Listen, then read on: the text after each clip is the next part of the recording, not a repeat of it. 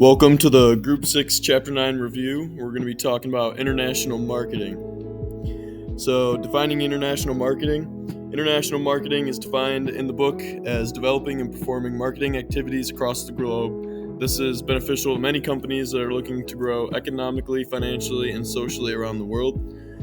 For example, Walmart and Starbucks are two companies that have multiple locations around the world but are originally from the US. Environmental forces in global markets. Environmental forces are outside or uncontrolled factors acting on a market or a business. Sociocultural forces are important factors related to cultural and societal norms.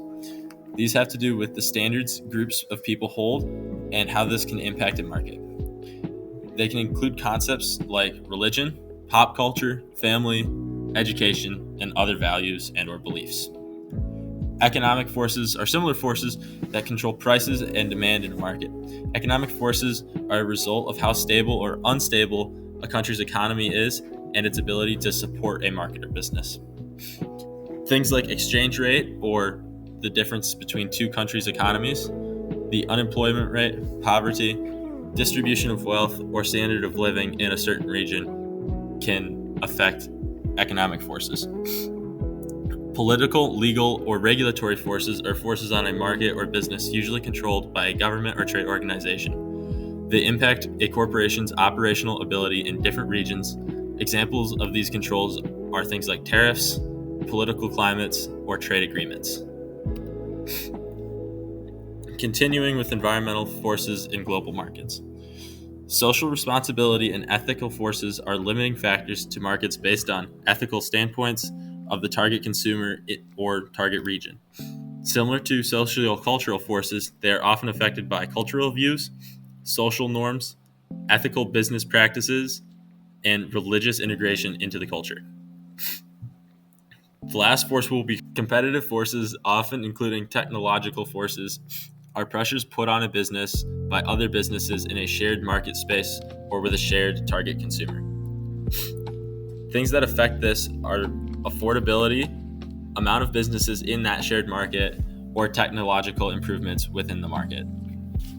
Regional trade alliances, markets, and agreements. Regional trade alliances are market agreements between two or more countries to promote economic prosperity among countries. These alliances encourage the movement of goods or services across borders. NAFTA was founded in 1994, merging Canada, Mexico, and the United States, with an approximate GDP of $17 trillion.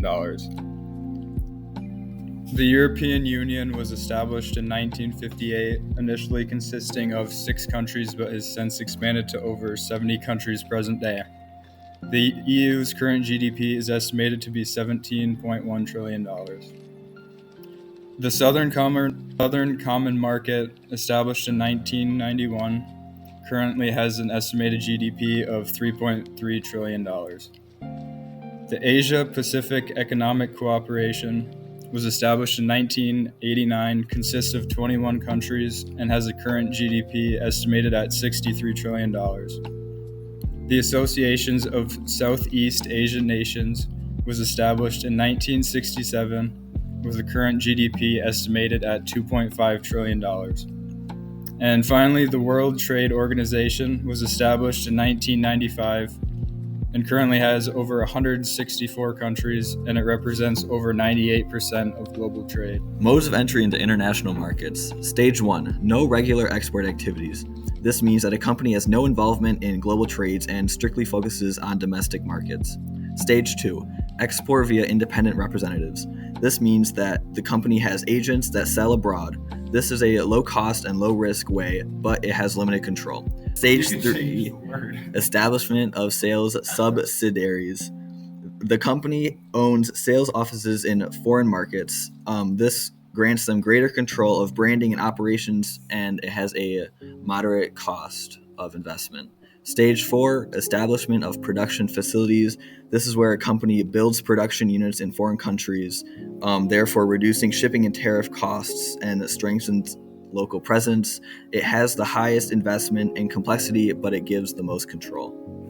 Global organizational structures. The global organizational structure is the last part of Chapter 9. It is defined as the way a firm divides its operations into separate functions and or value-adding units and how they coordinate their marketing activities.